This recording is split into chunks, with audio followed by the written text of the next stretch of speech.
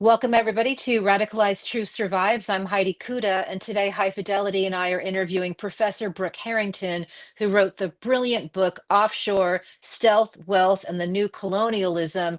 We're going to be talking about some savage and ancient hatreds as she takes us through the world of offshoring and why that world has so crippled democracies worldwide. Have a listen.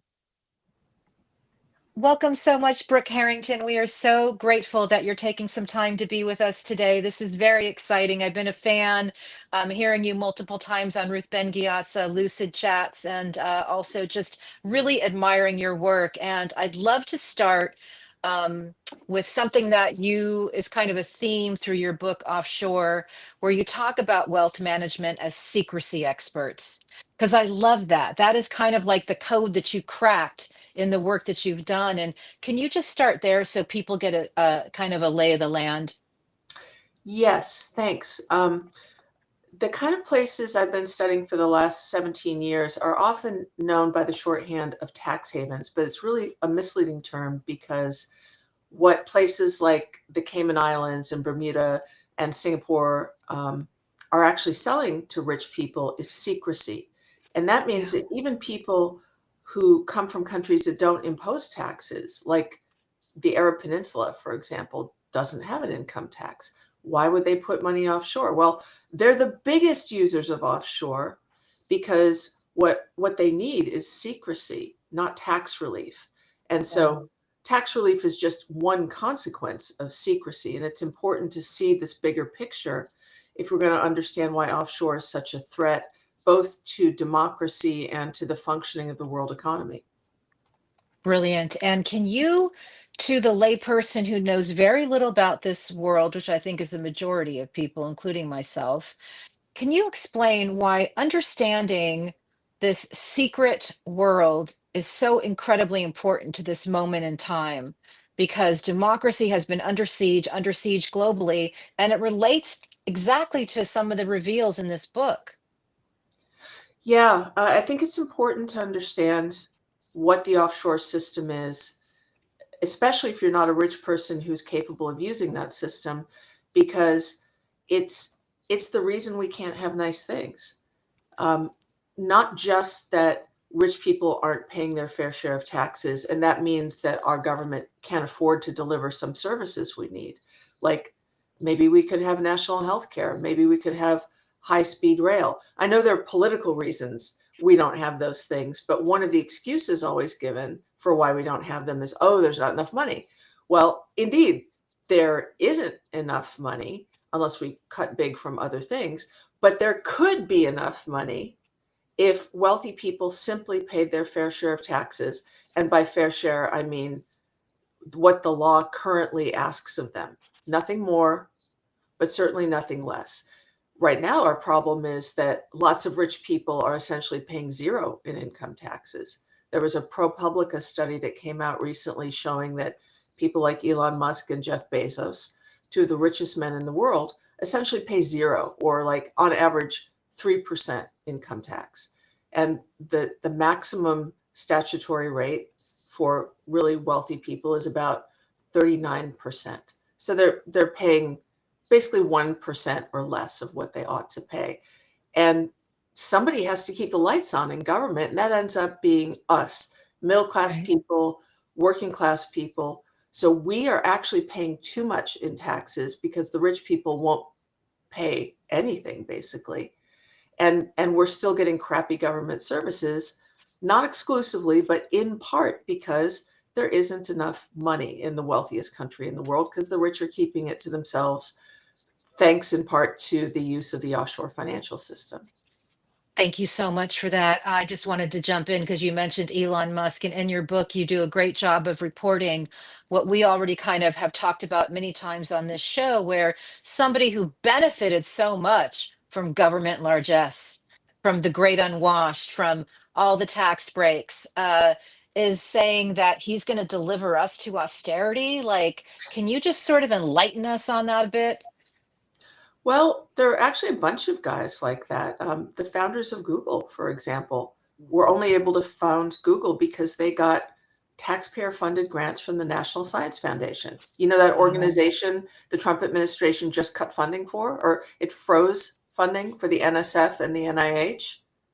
I'm an NSF grant recipient myself, and I was panicking because I'm trying to hire people to help me do science. And I won that grant fair and square in this super competitive Wow. environment. And with a stroke of a pen, Trump wants to eliminate it. And that's also with the help of people like Musk and the backstage support of people like the founders of Google, who benefited enormously from taxpayer largesse in America. And now they're saying, not only are we going to cut your science funding, the funding that made us rich, we're going to cut what you depend on and have paid into your entire working life, like Social Security.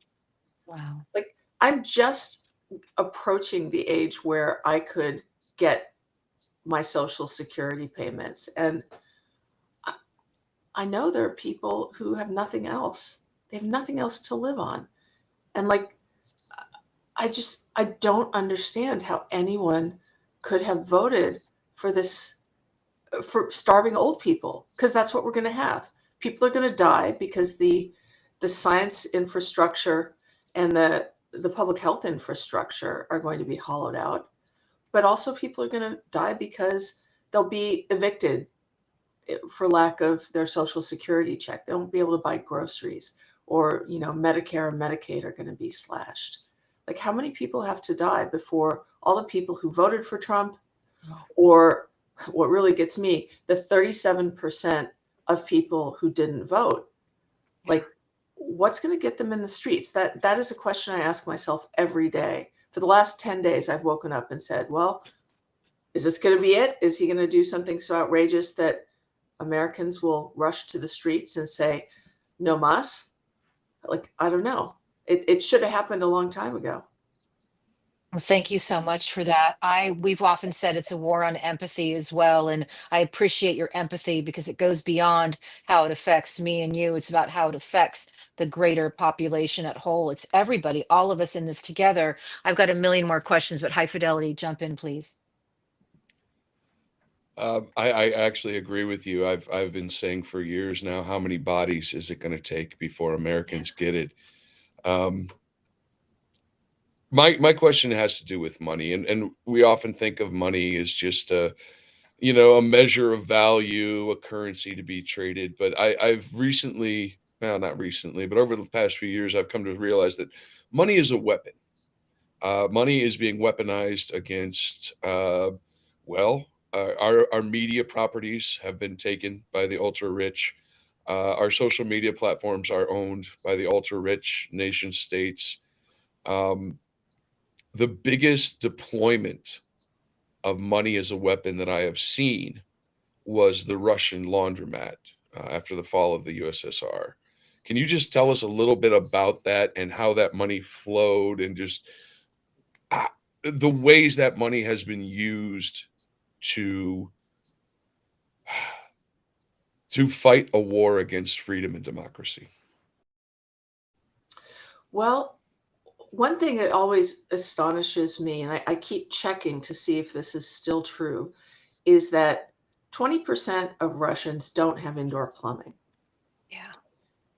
in the year of our Lord 2025. That's kind of amazing, don't you think? And why Yeah. don't they? When they have Putin, who apparently is the richest man in the world, dwarfing people like Elon Musk, when they have their oligarchs flitting around the world in private jets and mega yachts, living in their villas in the south of France or in Dubai. Um, as much as we complain about America being so horribly unequal, um, Russia really sets the bar for extreme, punishing, cruel inequality, political, economic, in every possible way. And one of the ways that they've accomplished that is through what you're calling the Russian laundromat, which was this multi-country financial legal structure that was designed to siphon the wealth that Russia produced out of the country and deploy it, not just to enrich Russian oligarchs, but to achieve some of Putin's anti-democratic political agenda. So Yeah. all over the world, Putin has been funding far-right so-called populist movements, which are actually anti-democracy movements. That's really what we should call them instead of populist, because under the sheep's clothing of we're for the little guy, what they really are is the wolf of fascism. And Putin is a master at using money to corrupt Western democracies. He started out doing it in Europe with like Austria and Italy and Germany and France, and of course the UK. And it appears that his use of offshore was instrumental in engineering the Brexit vote, which was important for splitting up the UK alliance, knocking out one of its major partners. That not only hurt Britain tremendously, but it weakened the EU. It took out one of their major economies and political forces. That's great for Putin because individual countries have a hard time standing up to billionaires and oligarchs. They've simply become so rich that they can buy their way out of the laws of individual countries. But international alliances like the EU and NATO are among the very, very few institutions of democracy left on this earth that can oppose them successfully. And that is why they are on a crusade, essentially, to destroy them as expeditiously as possible. So Putin is doing his best by using offshore to funnel money to these radical anti-democracy movements throughout Western Europe. And people like Musk and Vance and Trump are doing their best to destroy NATO with a sideline in bullying the EU. I'm still very struck by the fact that when the EU tried simply to enforce its own laws against Elon Musk and his social media platform, J.D. Vance, who was still then just the vice president elect, not even inaugurated, publicly threatened the EU and said, back down, don't enforce your laws on our private citizen, or we'll withdraw from NATO. Which it's insane. I mean, think of all the Americans who have gotten in trouble in Europe because Europe enforced its laws. And how many of those have had the US government say, let our people go, or we're going to withdraw from NATO? Like, that literally never happens. But somehow for Musk, it's all possible. And that gives you a sense of just how powerful these men are, how completely unwilling they are to accept any form of democratic constraint whatsoever, and how these international alliances are so precious because they're the only thing that has any teeth anymore against the oligarchs. Wow, incredible. Yes, Dr. Nancy McLean was on a few weeks ago, and she was like, we actually need protection from these broligarchs. We need protection from these billionaires, or what I call brozillas. Thank you so much for that question and that response. That was incredible. We often talk on this show about little Moldova and how they had their own Elon Shore, and they managed to get rid of him. He had committed crimes in their country. He'd owned most of the real estate, and he's now living in Russia, trying to influence the elections in Moldova from Russia. But they convicted him of his crimes and seized all of his assets. It's not like we don't know how to do these things. There just has been an unwillingness. But that brings me to one of the things I definitely wanted to cover with you, where you talk about the tools of empire and zombie colonialism. We often talk about how this feels like a new feudalism, where they get to be the lords and hang out in their bunkers while we deal with climate change, etc. And we become, essentially the serfs. And can you, through the framing of your book, give us a few statements on that? Because I think that's really incredibly important. It is similar to feudalism, but I've likened it in my book to colonialism for one important reason. I'm sort of a medieval history nerd, and at one point it occurred to me that the feudal analogy for what we're experiencing now really breaks down because in the Middle Ages, feudal lords still had obligations to their serfs, at least nominally. So they couldn't let their serfs starve, for example. They couldn't steal from them to an excessive degree. There were courts that were designed to handle these disputes between serfs and feudal lords. And at the extreme, if you really screwed over your serfs, you could be excommunicated by the Pope, which really meant a lot to people who literally believed in eternal damnation. So Wow. now what we have is uh, serfdom without any sense of obligation on the part of the lords. I call it noblesse without the oblige. And I Yeah. think it's really more like the colonialism model, which is purely extractive and exploitative. You know, the colonial masters just thought they were a superior group of people who had a God-given right to rule over the lesser beings, you know, whether that was in India or Latin America or where have you. Um, and there was no sense of like, well, we're obligated to these people. Like, no, they're born to work for us, and their stuff should be our stuff. And that, I Wow. think, is much more like what we're seeing from the oligarchs. And then, in fact, they are doing freelance imperialism even as we speak, which is an old tradition that was happening 200 years ago, or, you know, almost 200 years ago in the early days of the Victorian era. They were, um, you would have people in the name of the British Empire basically plant the flag on some remote island and say, "Hey, I'm seizing you in the name of the British Empire, and I'm now your viceroy. Nice to meet you." And that was it. And the British Empire would back them up. And if the natives got restless and tried to kick this representative of the British government out, the Royal Navy would show up and, you know, start throwing hands or cannons. And Wow. now we have Wow. people like Peter Thiel and Mark Andreessen who are literally forming alternative countries in economically vulnerable parts of the world, like Honduras and El Salvador. They're corporate mini states where there are no courts and no police. To live there, you sign a contract with a corporation, and basically you hand over all your rights to this corporation. The economy is run in Bitcoin, and these are supposed to be techno utopias. And these folks have bought up, I believe it's something like 900,000 acres in Solano County in California, Northern California. They want to form one of these utopian crypto colonies. They're calling California Forever.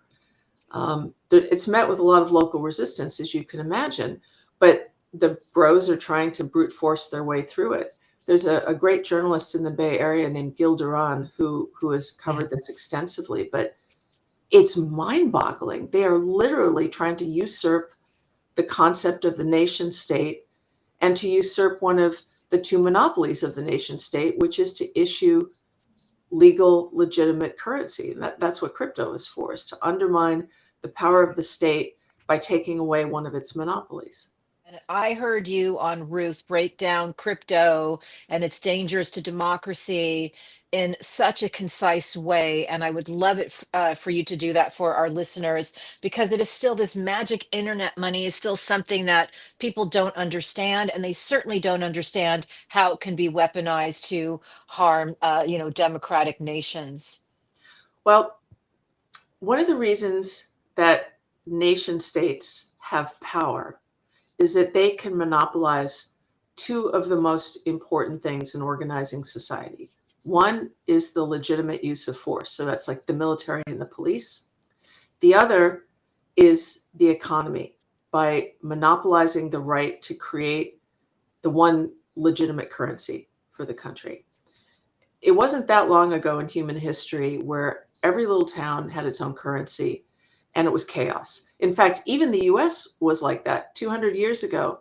Um, if you were a small business owner, you had to have like a massive book of hundreds of pages that would allow you to check any currency that a customer gave you, paper or coin, to see if it was counterfeit. A very laborious, economy slowing kind of problem.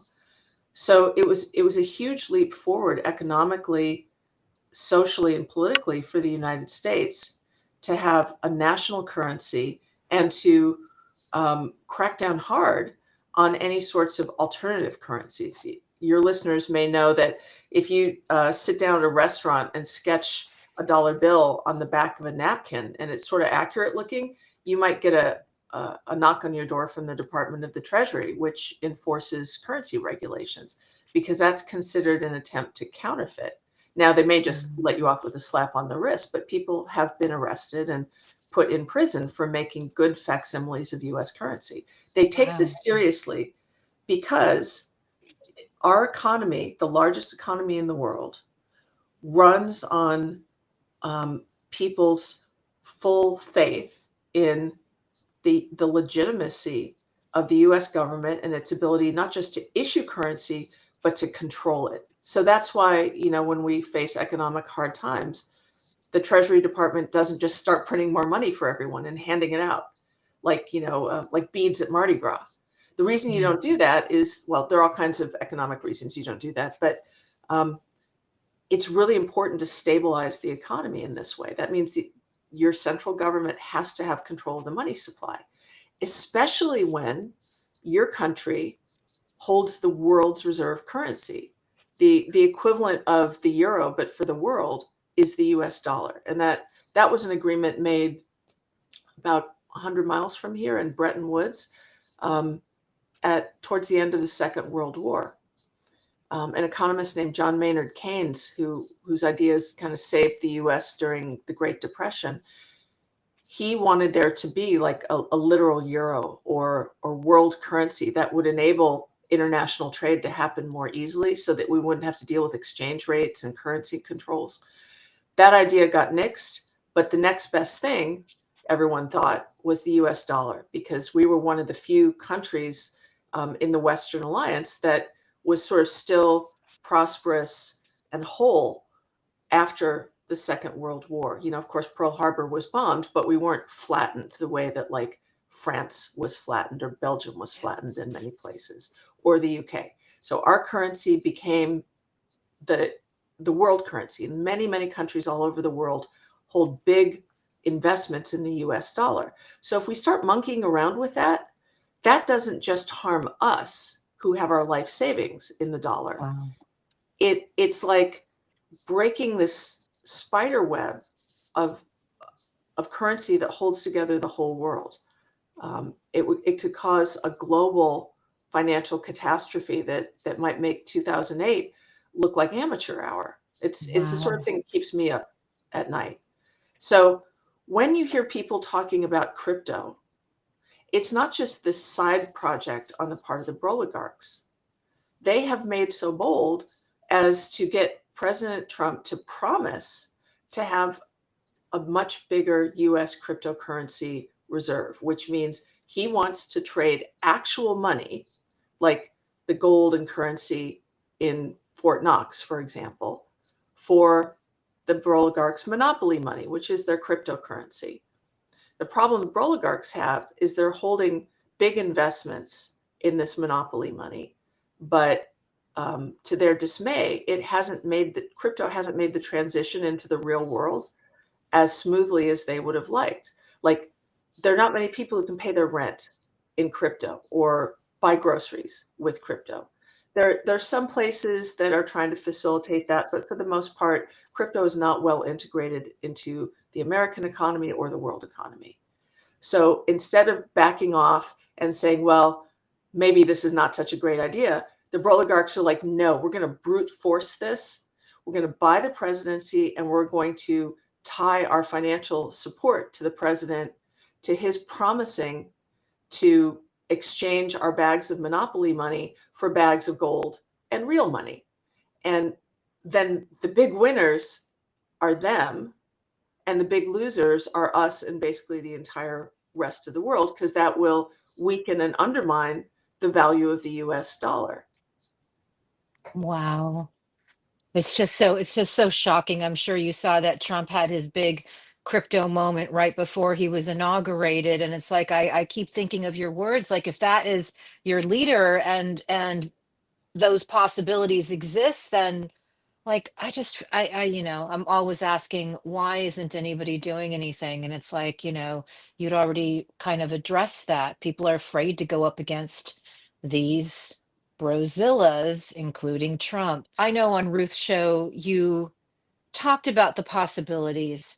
I feel like there's so much despair and so much fear, and it's part of how, the transition from a democracy to an authoritarian culture goes. But we are America. The majority of the people did not want this.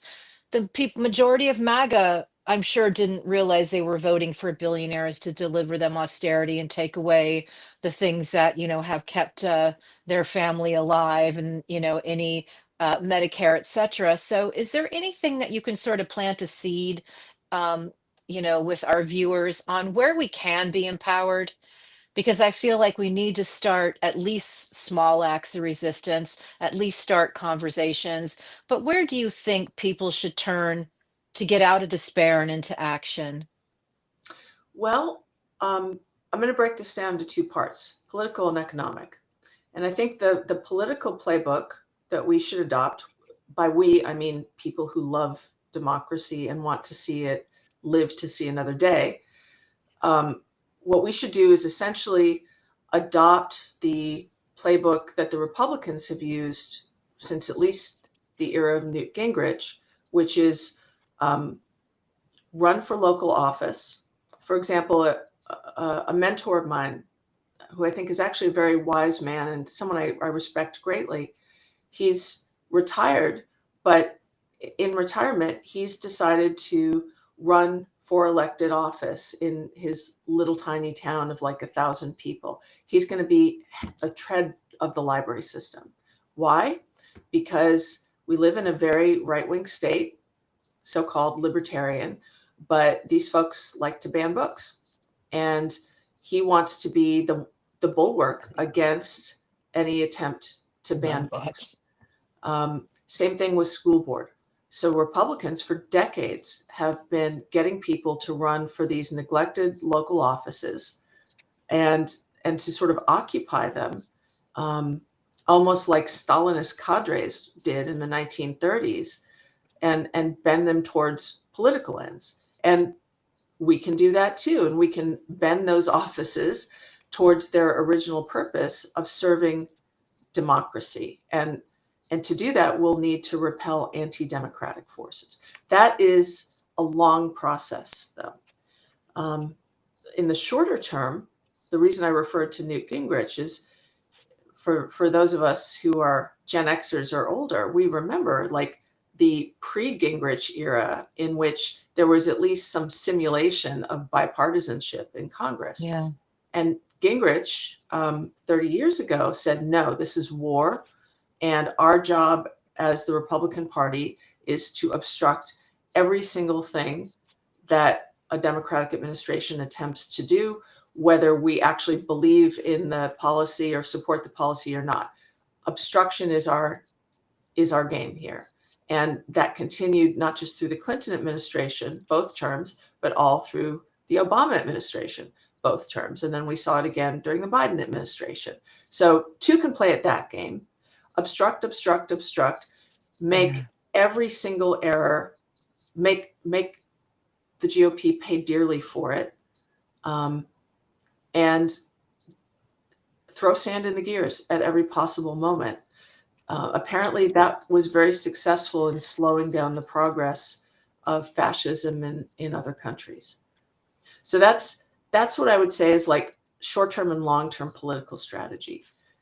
Economically, I'm sorry to say, I don't know the answer. I don't know how to protect yourself against the attempt to crash the economy. If I knew, I would tell you. And I think about this all the time, every day, because, it's my life savings too. And I'm trying to figure out, well, if it's 1929 all over again, how do I end up not poor and on the street? I hope I can keep my job, but like many people, life savings are in US dollars. What happens if he undermines the value of our currency? There, I think we're in very uncharted waters. And I ask smart people all the time, what should we be doing? And they don't know either, or at least they're I not know. telling. I don't think they know. I think we've never been here before, and we sort of were sleep marched into this very dangerous place, and we're sort of figuring it all out together. I am so grateful for your work. I'm so grateful for this book. It is so illuminating. It's almost, in a way, kind of like a post-mortem of how we got here, but you just gave us some great ideas on where we go from here. And High Fidelity, any final thoughts or questions? My final question is simply a yes or no answer. Um, I look around and I see billionaires funding Christian nationalists. I see billionaires funding information war. I see billionaires funding operations on the street to confuse people as to what's really going on. I have been trying to get across the point to people that I think we are engaged in a global class war. Do you agree or Mm. disagree with that point of view?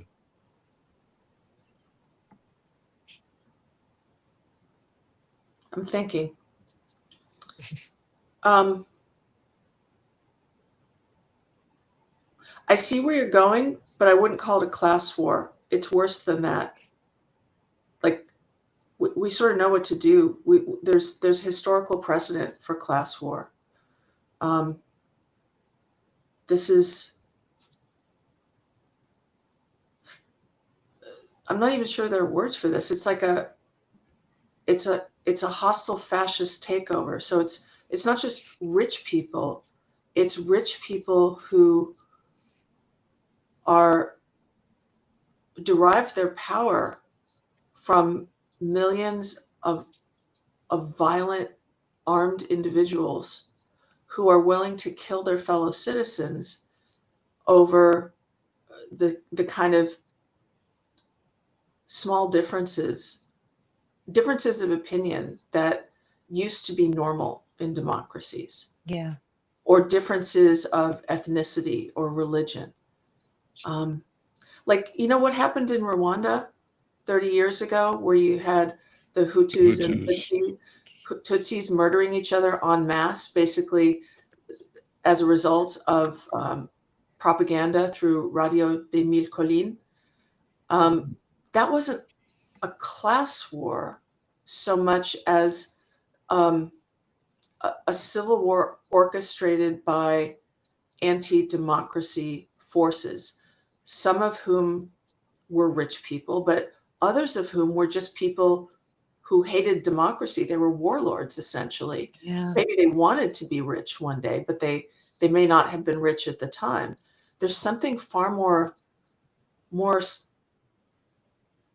savage and ancient going on here than class war, and I think that's part of what makes it so scary, to me at least. Brilliant, brilliant response. Savage and ancient. My God. That's what it feels like. And putting words to it is really incredibly valuable because we've done a pretty bad job of that. I would love to keep going, but please just come back, Brooke. This was so incredibly insightful. There's so much to mine in your book. Offshore Stealth, Wealth, and the New Colonialism. Really, really important book, and certainly easy to read, easy to understand. I really do think that's part of your brilliance, just being able just to lay it out for all levels of readership, and people don't have to have a huge understanding of financials to understand what the value of this knowledge is. So thank you so much for being with us today. Thank you. It was a pleasure speaking with you both.